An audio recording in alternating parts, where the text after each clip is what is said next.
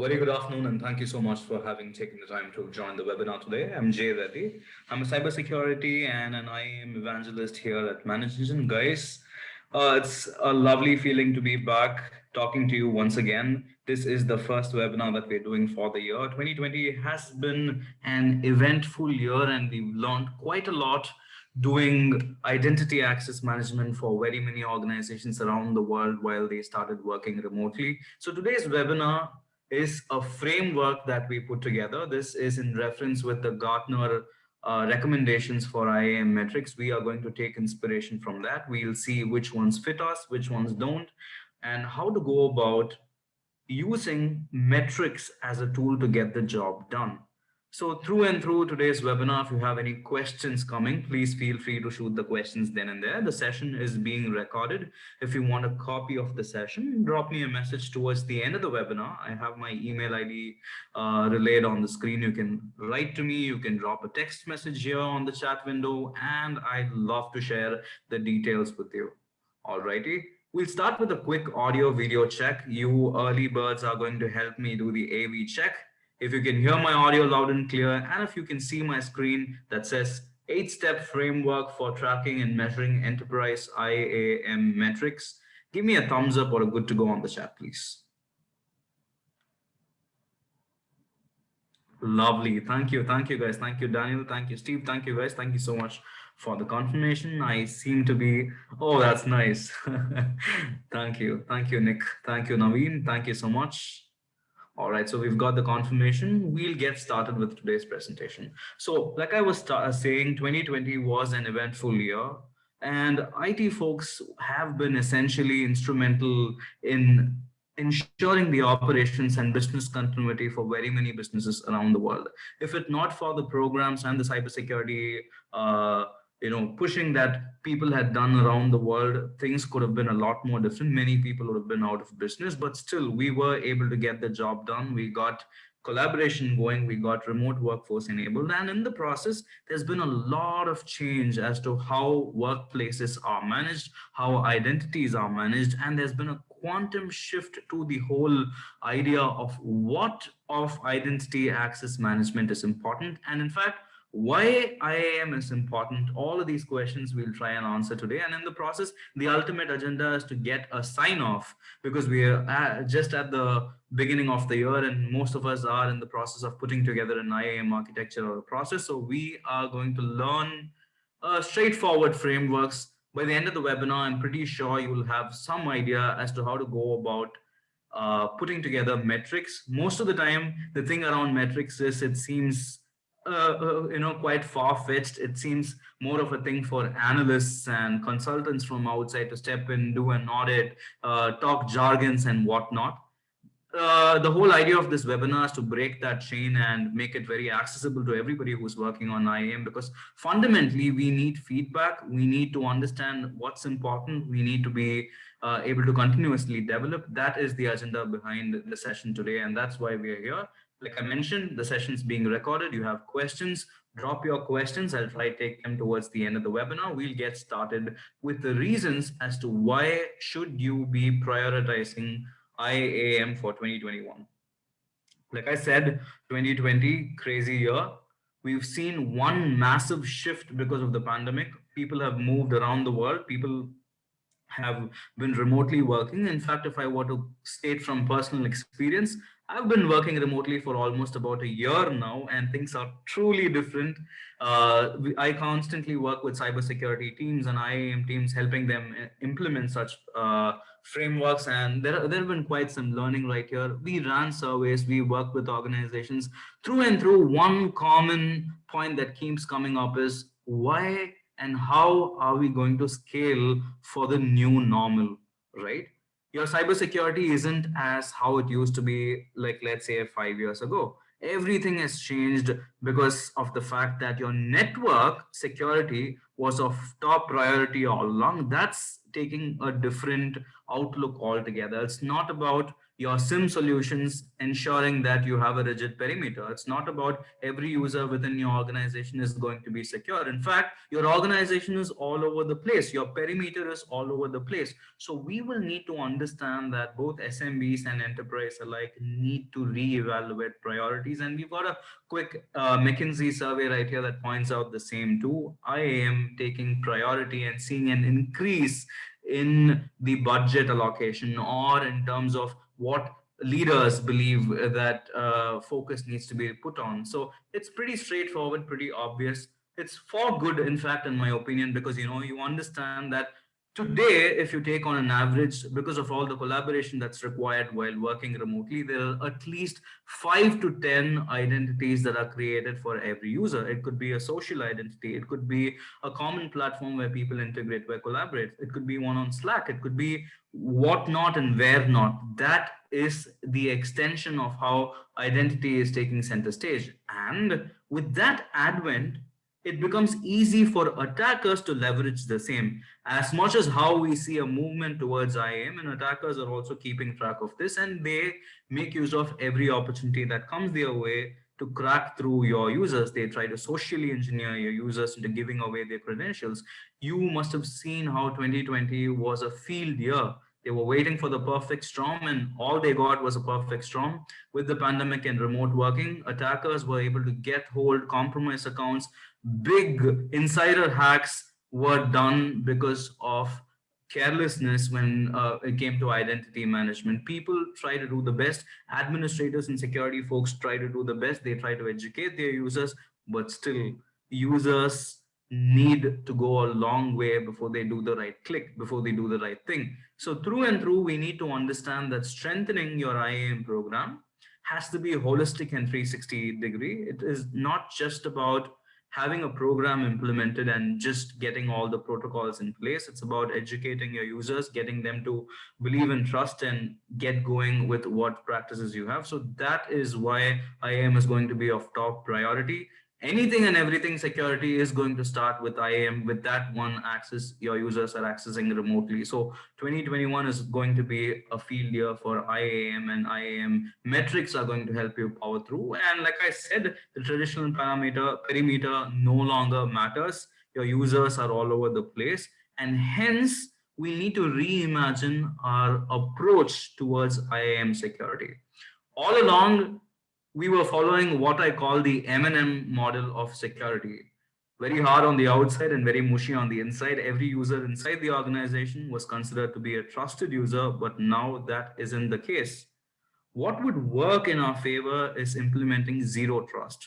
Now, zero trust is quite an old philosophy, almost about a decade old. Forrester, they pushed a lot for zero trust, and now it's taking momentum. And we see many leaders around the world also saying zero trust is taking center stage. But we realize zero trust is important. What's become difficult is implementing it. It's become more expensive than before. Thanks to BYOD, thanks to users bringing their own devices, they're on the edge all the time. You never really know what to trust, what not to trust, what to monitor, and what not to monitor. The list is literally endless, and you'd want to tag every device that gets connected to your network. We talk about users accessing your corporate resources from their home network. Now we understand as to how insecure these networks are, these devices are, and your users, when they access these resources from their personal devices, it can become all the more challenging. Your users might fall prey for an email that could probably or potentially have an attachment that says do not download, and the first thing your users do, because it's their personal device, they download it, and even before you know, your perimeter is breached. So your perimeter has become very fluid. Your users have become the perimeter. And if we're talking about users, it's about identities, and hence IAM is again at the center of all things right here. Cloud expansion and adoption has been insane. We must have seen a 600% spike in Office 365 and Microsoft 365 and Teams adoption last year. We saw many organizations around the world, they were forced to digitally transform. No other go but to digitally move. Many applications adopted. We've also heard of all the hacks that happened along with them. So the Department of Homeland Security had to come out with the best practice guidelines as to how to migrate to Office 365. That was a first. That was because of the intensity and the pace with which the migration had happened. That was because of the workload that was on businesses when they were going through the transition. The transition, I wouldn't call the transition to be complete yet. We are getting there, and there's a long way to go. The whole ecosystem and the whole workplace setup and architecture has changed, is still evolving. We're still trying to figure out. After having spoken to very many business leaders, my understanding is remote working is going to be a part of our businesses, a part of our businesses, and going forward we'll need to understand what aspects of our IAM should we be tracking, how are we going to optimize our expenses, how are we going to optimize our focus on what aspects of IAM should be focused. That's the idea. So through and through, it's very obvious, straightforward, that it's taken center stage, and we need to understand how we go about exploring this uncharted territory.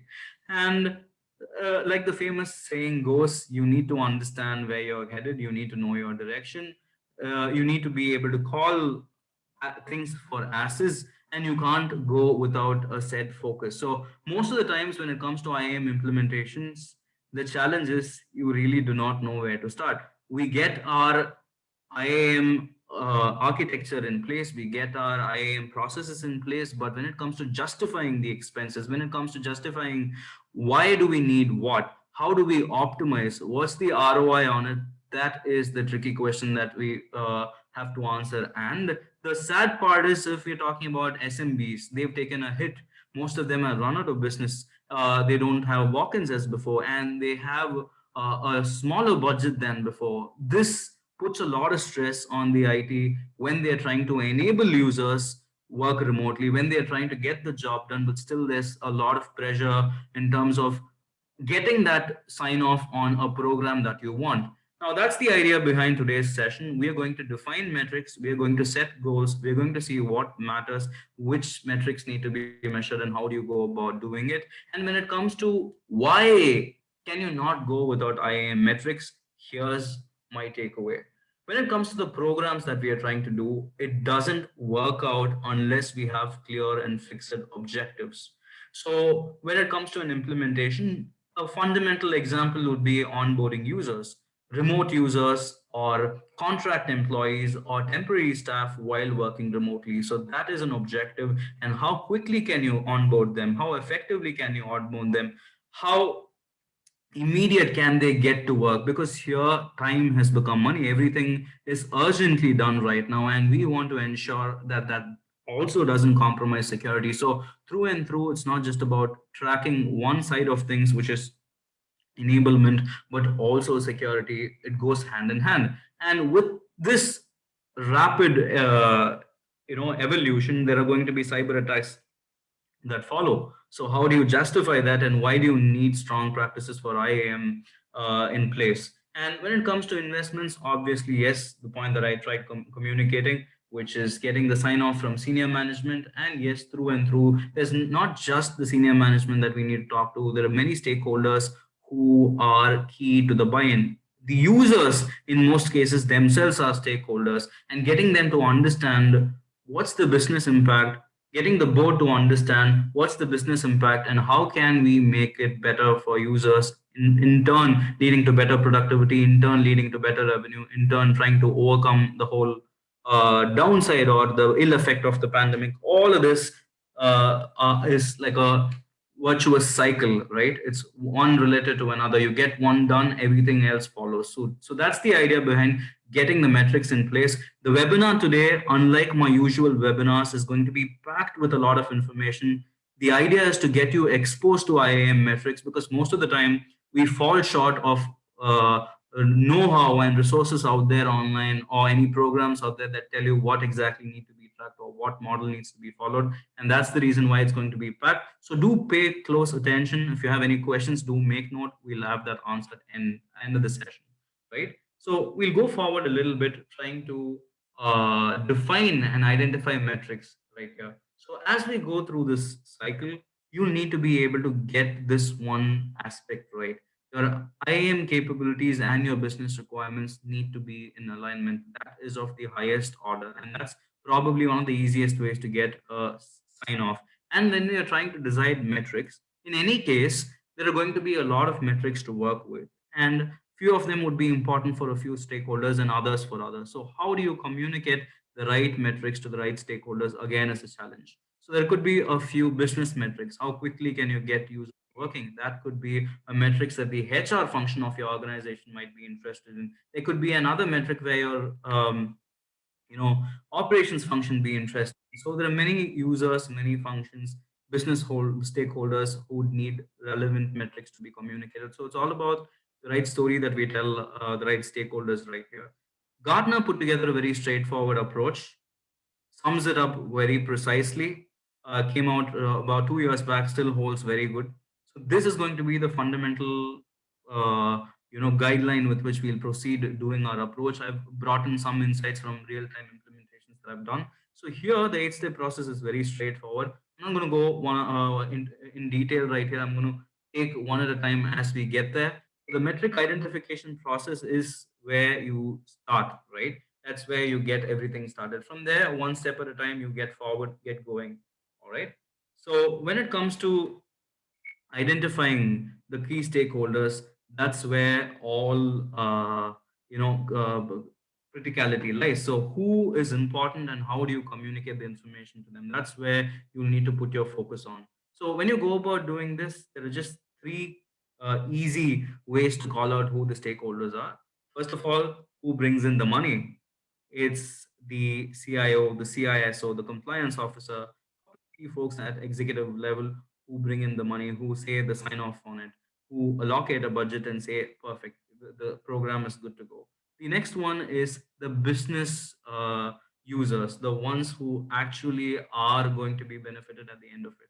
We're talking about HR right here. We're talking about business unit leads or line managers right here, or for that matter, operations heads. If it's from an administrator standpoint, we've got our own teams benefiting. If we have a help desk team, how are they going to be benefited? And then there's going to be the other side of it, which is the data owners. It could be admins, it could be actual users who own data, and how do they go about handling it? So this is another quick way to find out what is the second category of stakeholders, which is the people for who we are implementing it. And then the last one is the actual end users themselves. These are the employees, these are the partners who are measured, whose activities are measured, who become a core part of the actual IAM process itself. So, stakeholders, like quickly to recall, just three categories. We've got the ones who are signing it off, we've got the ones with whose help we'll implement, we've got the one who actually are a part of the IAM program itself, the entities in the IAM program. So, this is how you go about identifying the stakeholders, and it's probably a very critical step when you go about explaining and mapping which of these are relevant to who. That is the idea right here. All right. Now, the next step right here is to find out and kind of zero in on what is your desired outcome. Now, your like I told you, IAM is no longer just an operations function. It's not about just getting your users enabled. It's taking center stage from a security standpoint. Obviously, there's going to be a lot of business enablement going along with it. It's going to improve your operational efficiency, and goes without saying, for all of this to work, you need to ensure that you have compliance factored in at every level, right? So that's the idea. So if we were to talk about key business drivers and objectives, it's about compliance, it's about operational efficiency, it's about who are you enabling and how are you getting your organization secure. And in most cases, this is the toughest part. Based on who is really putting together the metrics, what is important at times changes. Based on what are we projecting to who, everything might change, and that's something that you need to understand, right? So when it comes to compliance, there's going to be a couple of things that you need to take in mind. How do you centrally get all of the data compiled? How do you get a 360-degree visibility into what is important? How do you track and measure what's important? Because we're not just talking about compliance from just a checkbox standpoint. There are going to be regulations out there today. There's GDPR if you're talking about Europe. There's CCPA, the California Consumer Protection Act. We've got many other rules. We've got the HIPAA and other compliance regulations that take information pretty seriously. PII of users, because all these attacks that we were talking about, identity compromises, most of them are with this motive of securing critical information pertaining to user identities or PII or personally identifiable information. If it's healthcare organizations, the health records of them. So, at a very core level, ensuring that you have this checkbox in place, this objective and outcome in place while you're designing in a metric is important. So, this is one key outcome of putting together a right IAM program. You need to know who has what access, you need to know how much privilege someone access. If you want to do go on, you need to have the segregation of duties done right, your policy is all defined well, and this is fundamental for your compliance to work well. So key business drivers and their outcomes are listed right here. You've got compliance and you've got the drivers right under them, and then operational efficiency is where you get things quicken for your users, you make things better for your users. It could be something as simple as a self-service for your users, it could be something as simple as automating a routine. Onboarding could be a tedious job, generating reports could be a tedious job, ensuring even from that matter, if I were to tie in like some connection between compliance and operational efficiency, letting your auditors have access to a dashboard with all the right details could be a skill again. So all of that has to be factored in when you're building an IAM program. Business enablement is pretty straightforward. We need to reduce time, improve productivity, simple as that. Also, another business enablement while we see remotely is people being interested on tracking user productivity. Now, IAM has this beautiful nature to it where you can, if done right, use metrics from identity access management to track business users' productivity. How long have they been idle? How long have they been working? When did they log in? When did they log out? How is their behavior while they're working remotely? So, this again, in a way, is business enablement. And at a very basic level, giving access to your users to the right business documents at the right time, no delays in it, ensuring that they get all they need right away, again, as business enablement. From a security standpoint, you've got hundreds of things that you can keep talking about when it's IAM. Account lockouts could be a thing, privileges being access to, modifications being done to rules, provisions and protocols, so on and so forth. From a notification standpoint, how do you set up an alarm when something goes wrong? If there are users or a privileged account that gets hacked, how do you get notified? If there's lateral movement that's happening when an attacker is inside your organization, how do you stop an island hopping? So there are many such factors and drivers, as we call it. These are business drivers and there are outcomes. So when you're putting together a program, you have to start top down. You have to understand what is your priority when it comes to your outcome and which of those outcomes require what drivers, what's relevant to your business. So if you're a financial organization in the banking sector, you'd have high priority on data leak prevention. That would be something that you need to look into. If you're a healthcare organization, high priority on access to patient records. So it varies with businesses. If it's a small and medium scale business, access to CRM data and a database, so who's got what access. So through and through, you need to have such outcomes defined based on what is your current requirement. So that's the second step. Looking at the most crucial business drivers for your IAM program so that you can set goals. What are the drivers? What are the goals towards which you need to work for? This really helps communicate the right message to the right stakeholders. Business enablement is usually operational efficiency, and business enablement is what your top management would want. Your CISO or your CTO or your chief compliance officer would want the first factor. So it's pretty straightforward like that, setting what are the metrics. But as you go forward, there are times when you're not really sure as to which ones should you be prioritizing. You know all of this is important, but how do you put priority on what? Because you can't establish like a full blown IAM program overnight. You need these metrics to help you define what is important. So I've got a very simple sort of match the following type of understanding as to where should you put your focus based on how mature your IAM program is. It's pretty straightforward. So the maturity of your IAM program has certain insights that you can draw when it comes to an organization which is very rudimentary when it comes to its IAM functions. It's just basic access governance. There's going to be a little bit of tricky ground to cover right here in figuring out if there are manual processes involved, if there are no SLAs involved. So your focus has to be more on the compliance part. Your focus has to be more on setting outcomes for an operational efficiency, because we haven't covered the basic ground itself. When you go a little forward, you've got repeatable tasks. You've got defined tasks. So when it comes to repeatable, these are the ones that are standardized, where you need minimum involvement. When it comes to implementing, let's say, an automation for getting a manual process done, so an account lockout can be automatically looked into and removed. So an SLA need not be formulated right here. A help desk technician need not be looped in right here. Password reset, self-service can be a great option again if it's defined.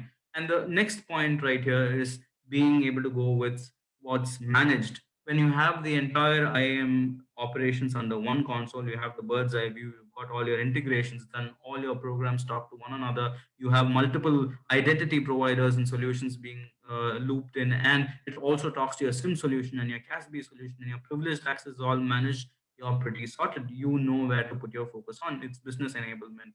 So that's how you go forward. And the last part is where you've got the whole thing optimized. So this is when you have all your processes in place, the compliance are in check, your business outcomes are also in place, you are sorted this way. So based on which level of maturity you are at, you try to define your objective. When you define your objective, you get results driven. So that's how you go about doing it. So based on maturity level and the state of your IM program, you've got a couple of outcomes right here, and how do you go about doing it, right? So what I'm going to do is I'm going to share the slide deck towards the end of the webinar. I understand it's a very packed slide deck with a lot of information. So I'm going to go through this, and if you have questions or some pointers, please do make note. Now I'm also going to get the slide deck delivered to you. The next aspect of going about getting your IAM metrics done right is, how do you define them? Now I know what are my desired outcomes. I've kind of finalized them based on what is my maturity from an IAM standpoint. I know who are the stakeholders am I reaching out to and communicating. Now, what do I really tell them? What are the metrics should I be looking at? And that can be defined with what I call the GQM approach. GQM approach is pretty straightforward, sounds fancy but very easy. Goal, question, metric, as simple as that. What is your goal? What are you working towards? Now, how do you question or ask the right questions pertaining to the goal?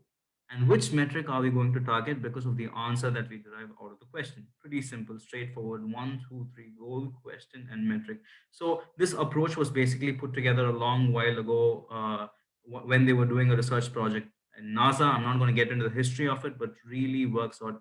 But later today, towards the end of the webinar, I'll point out a couple of metrics based on the survey that was run to figure out which ones are key performance indicators for an IAM program. So that can be quite interesting. So I'll talk about that. So let me get to the three components right here for the GQM approach. Straightforward: defining a goal, setting the questions together, assigning a metric for it. The first one is getting the goal in place.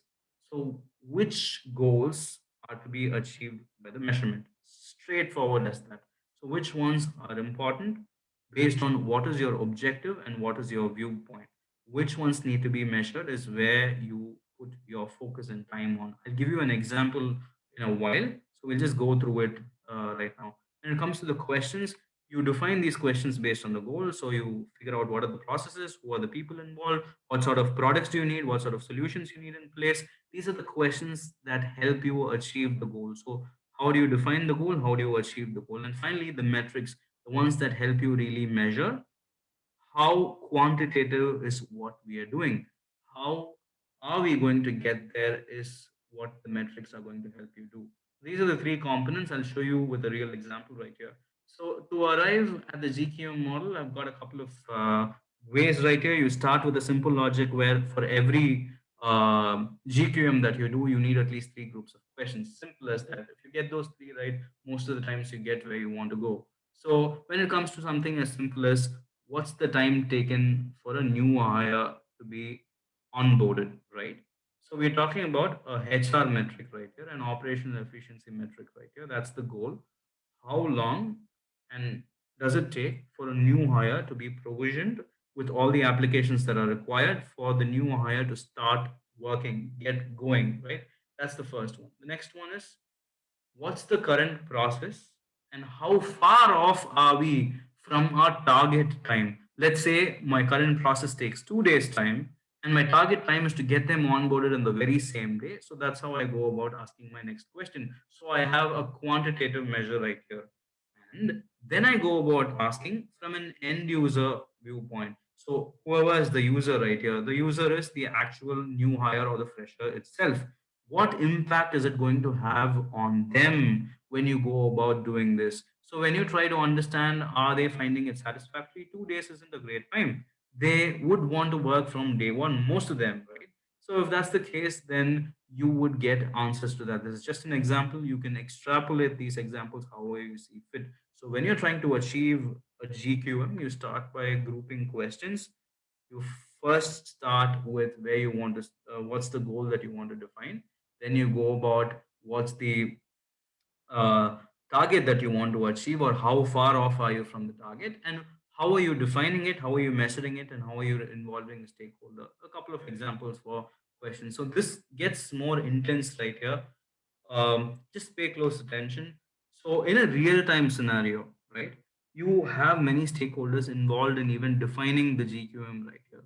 It's not just going to be one person sitting out of somewhere and putting the whole questionnaire together or the whole GQM around. You need people, you need project teams, you need actual operations teams. There are four categories of teams. I'm not going to get into the history of how it was done, but let me get into the actual working of it. Four categories of team. It's corporate management, who call shots, the GQM definition team, which is usually you, who defines the parameters that need to be measured. There's an analysis team, it could be your own team or someone like a fresh pair of eyes who will help you analyze. And then the project team, the ones who are actually involved, the ones that are being measured, the ones whose performance needs to be optimized. For who are we working? So those are the teams with who we'll work. And through, when you put together, it is a cycle. You start one place, you move to the corporate, you get and find out what are the quantifiable targets, you get it back to the project team, see if it suits their agenda, get that data back from the project team, let the GQM team analyze and give you feedbacks to see if your GQM definition was right. So it's a cycle. It does take some time, but it's totally worth it. And if you get more stakeholders involved right at the very beginning, it does prove to be helpful. At times, not all organizations have the liberty to do this. At times it's okay to make a few assumptions when you go about doing this, because most of it is publicly available data. People know most of what other teams are working on and how what's the ultimate objective with which you need to work for. So at times you don't need to get everybody involved, but in general it's absolutely ideal to get all of them involved, because right from the word go, when you're trying to put together a program, you've got stakeholders involved, and they've got their inputs too. So it does make sense to go about doing it like that. So there are a couple of characteristics right here that you need to take into account. So it's very specific to the project that you're working on, the metric that you're working on. Who's giving you the inputs again makes a humongous difference. There needs to be some sort of agreement between the project team and the GQ analysis team, because end of the day, the projects team's performance is what matters the most. Here, the GQM analysis team is going to project and help you understand results of the whole process. That's why they exist. So this is a very conceptual framework, right? This might sound like very complicated and tricky, but then if I were to break it down and make it a little more simpler, I'll probably put together this simple example for you. This will get you right there, right? So the goal right here is to reduce the time it takes to provision a new hire. So this is set by you. You define this. You do this after you speak to the respective stakeholders. And these are the questions that you ask, and these are the questions that were validated by the project team, by the GQM analysis team, and the corporate team. Simple as that. And these questions aren't rocket science. You know what's your ultimate purpose. You just need them right there. This all is done just so that you can arrive at what is an important metric, and how do you quantify that metric into a business outcome. Simple as that. All right. So just quickly running you through the example right here. We've got the ultimate aim or goal of decreasing the time it takes for a new hire to get onto work. The viewpoint right here is from an end user's viewpoint, whoever is being onboarded. What's the time taken? What's the deviation? And how is their performance improving? That is the result. So we know the viewpoint, we know how has it moved, and you can put together these formulations. however you see fit, whatever works for that specific metric. Simple as that.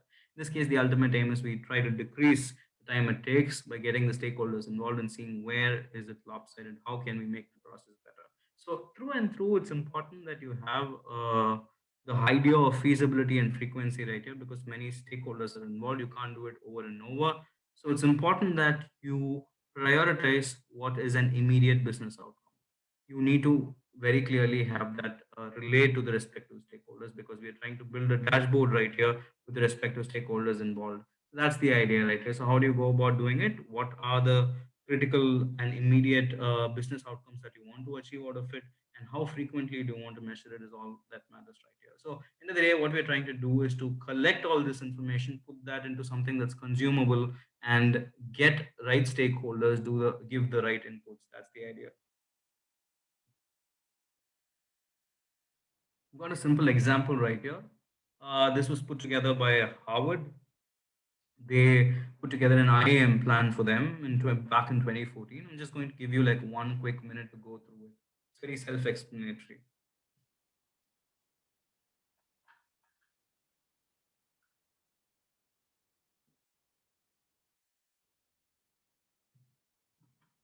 All right. So who is going to do what? What's the type of communication? How frequently are you going to do it? What's the mechanism in which are you reaching people? Who did initiate it, and who is the recipient, or who's going to be the end user doing this? So the plan that you saw a while back, the factory example that I showed you as to how project teams work, you see that in action. So who does what? So this is a project that they worked on. Who does what? Who takes responsibility for what? What is important? Who does the outreach? Who works on the application? The whole deal is right here in a simple tabular form. It's as simple as this. So when you try to do this, it's important that you get the right stakeholders informed. And when you try informing the stakeholders, you need insights to do that. And hence you need to do what's collection and reporting. So through and through, it's again a cyclic process. You figure out these metrics, you find out what's important, you start tracking them. So over the last 1 year, we've observed a lot of changes as to how IAM has been working. Straightforward, threshold based auditing isn't going to work. Reporting isn't going to work. Let's consider security as one of the metrics. The last example where we saw onboarding, that was an operational efficiency metric, right? Now let's consider security as a metric, and drivers of security as matrices. So we will need to up our game. Just collecting and reporting and analyzing these metrics helps us understand that we are falling big time short by just going with the basic auditing that we are already provided with. Active Directory does have an auditing module. If you turn on audit logs, that's all it does. It just compiles logs, tons and tons of logs. Most of the platforms do have that. So we need to go above and beyond, and skimming through tons and tons of logs doesn't work. So right after you define a metric based on what's your business outcome, if it's a security outcome, you need to be able to match and report on it, right? You need to be able to collect information. One massive change that we've observed and we want to incorporate to the very core of the IAM program, or while you define IAM metrics, is to change your focus from events to be the parameter to get you to the metrics, to behavior, to making it more human centric than event centric. That's where we are headed. So when you're defining matrices, right now, of all times, it makes absolute sense to have all of these matrices validated against one checkbox to check if it's human centric.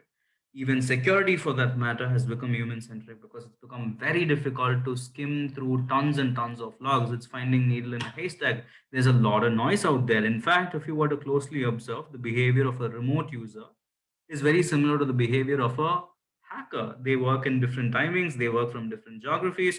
A hacker logs in from a different geography, they work in non business hours. This is how it looks like. So it becomes difficult to really pinpoint a security metric. Account lockout, just basic account lockout, can't be a security metric. You need some logic and you need some intelligence to what is being measured, how is it being measured, and hence getting you to the goal, which is security. So, user behavior analytics is a great way to start. You look at anomalies, you try to define a threshold, you try to draw a baseline that's dynamic based on historical data of how a user has been consistently operating, how have they been engaging with the resources in an organization. Example, something simple would be unusual count. If they exceed a specific count that they previously set for themselves, let's say 100 times more files are being accessed in a particular day, that means something's terribly wrong. And this user, if were to have privileges and files were accessed, then that's definitely something that you need to be alerted about. The time of the day, business activity, non-business activity, you would be able to call that off. A new resource that's being accessed, a new program or a process that's being run. So fundamentally, all of this matrices that you collect is to derive at a conclusion and have an action item that is associated with it, right? If it's security that is your ultimate objective, user behavior analytics gets you that insight that you want on which you can act. I'm just giving you examples from all goals. We spoke about operations, we spoke about compliance, we spoke about business outcomes, and now we're talking about security and hence user behavior analytics. So it helps you monitor log on activity. That's a great metric. Talk about monitoring lateral movement, access on multiple hosts or endpoints done parallelly one after the other. You can do that, or you can track installations of files and folders, or installations of executables. Sorry, installations of executables can be tracked. Abuse of privilege can be tracked. So through and through, you define these metrics. How abuse of privilege? If there are group memberships that are modified by user with privileges, if new users are being created or ones that are existing are deleted, or if GPOs are modified. So you know your ultimate goal and you start putting together a list of things that need to be tracked. So that's how you define matrices for security. I also have a quick screen capture right here of what are the audit logs that you need to look into if you're trying to report on, let's say, a security event in your network. Let's say you're looking for a telltale sign right here. You have a couple of factors right here. If it's an insider threat we're talking about, okay, that's the security objective that we want to achieve. We want to track and spot an insider attack in process. So you can track these matrices: log on activity deviations, changes or privilege escalations through group memberships changes, when they try to laterally move, account lockouts that happen. Right after the laterally move, they try to get hold of more files and folders, try to access some critical information. You have a metric right there. And when they try to leave, they try to cover their traces. You have an event log right there that says this. So this is all about defining which ones matter, what needs to be looked into. As simple and as straightforward as that. Go about a little more, seeing how you can get your compliance in the picture. So right when you collect, you also become compliant because you have a track of all things that happened. So many regulations like GDPR and CCPA have what's called a blue chip, a blue pill option. When you can prove yourself, or that the organization had enough security protocols to keep tab on things, you can go and avail a blue pill to ensure that the fine or whatever sort of compensation that you need to do if your data gets lost, that can be avoided as simple as this. So you have a process in place, an IAM metric that can get you both secure, that can get you both compliant to a regulation, and also have a business outcome at the end of it. So it's just endless, integrations, endless derivatives of one thing from another to another. That's the idea right here. So bottom line is to just go about having a dashboard that does this for you. It's important that you know what you're looking at, what you want, how do you put that together as a story, who gets what sort of information, what are your critical factors or your KRIs that you need to be looking into, what are your key risk indicators, what are your key research areas, what are your so on and so forth. I can go on with examples right here. So if you're talking about enablement, right, business enablement, there's SSO, single sign on. How quickly can we get most users on board? How can we reduce the time that's taken for them to access multiple applications? How can we make this risk free with a multi-factor authentication? So on and so forth. Everything can be defined as policies and matrices, right? We go one step further, help you identify one more of these thoughts, which is KRI, key risk indicators. Now, when it comes to KRI, what is stopping you from achieving a specific goal is a question that you need to ask yourself. How are we performing against our goals is again a question that you need to ask yourself. Very simple, very straightforward. What is stopping could be an impediment in a process, could be an impediment because of a tool or a lack of a tool, How do you achieve that? How are you performing? Is again a matter of auditing and checking it against a benchmark. That's how you go about defining KRI. Now, when it comes to real-time implementation, I have a simple example right here. See, we go about understanding one KRI right here, which is a risk indicator for security. How do we track all of that we just tracked and have indicators mapped to them? I'm going to give you a minute to go through it and then I'm going to explain this.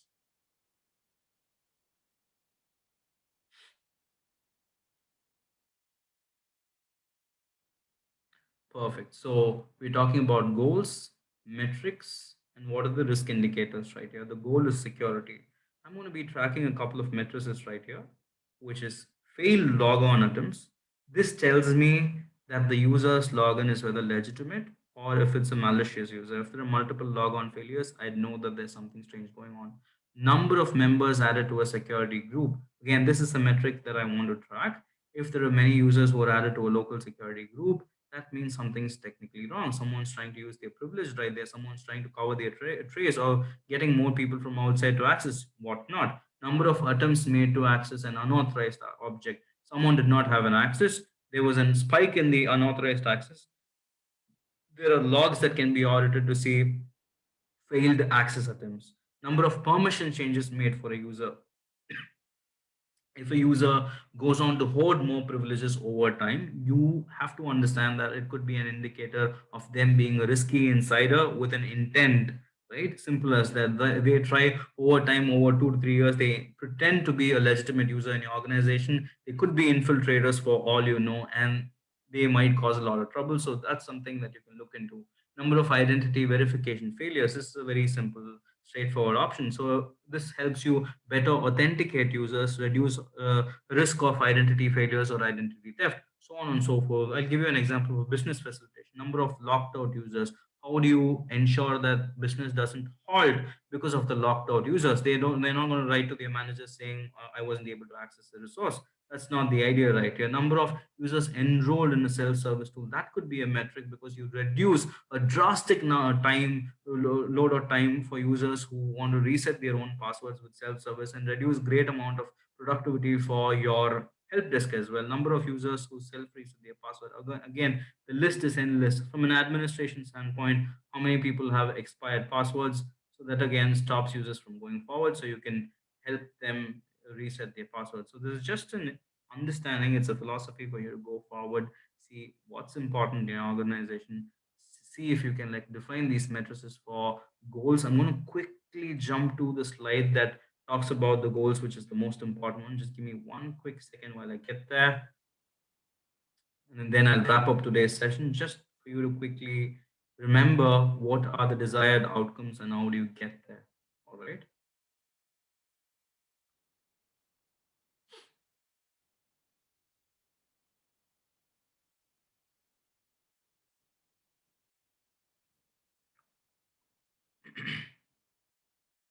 We're almost at the end of the presentation today. We started off understanding who are the stakeholders, key stakeholders in the process. How do you communicate a message to them? And then we wanted to define what are the key business objectives that I want to achieve. And those were the desired outcomes. And everything that is around today's presentation is around these desired outcomes that I want to achieve. And everything that we defined, every other metric like the GQM or going about doing the factory experiment, all of that is to get these key outcomes.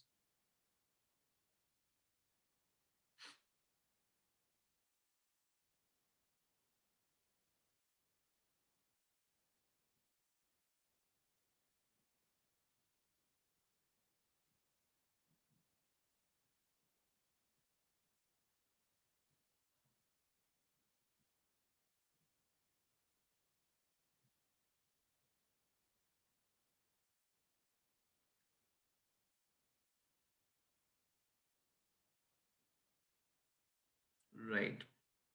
So that's the Gartner defined cycle. And here are the key outcomes. There you go.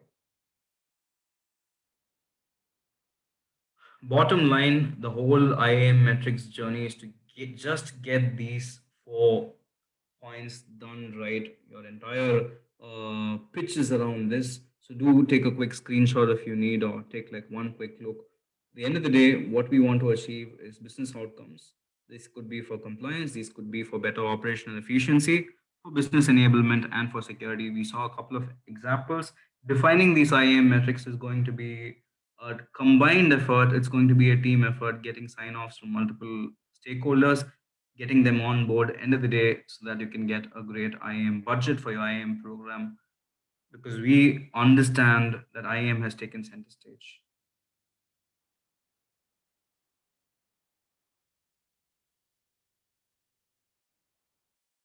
Perfect.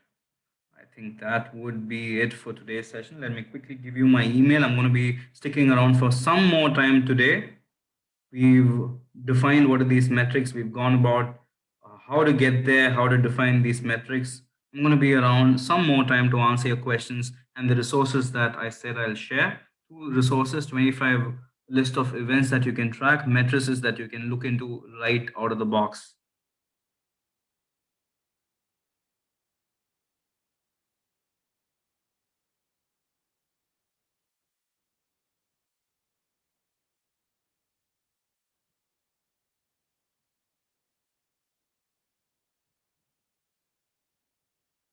Guys, you've been a lovely audience. I'm right here to take your questions. I'm available on the chat right now if you have any questions. Thank you so much. You can write to me at j@manageengine.com. This is probably the first of its kind webinar where we try to bring the importance of why metrics are important. How can you put together a metric program? I also have an ebook that we put together where you can take reference from if you're putting together an IAM metric program, or you're putting together like a proposal, an IAM proposal. You can use the template that's readily available in the ebook. You can just fill it out. It's pretty straightforward. Or if you need a hand in building one, I'd be more than happy to help you out. Been a lovely audience. You all have a great rest of the day. I'm here to take questions on the chat right now. Thank you.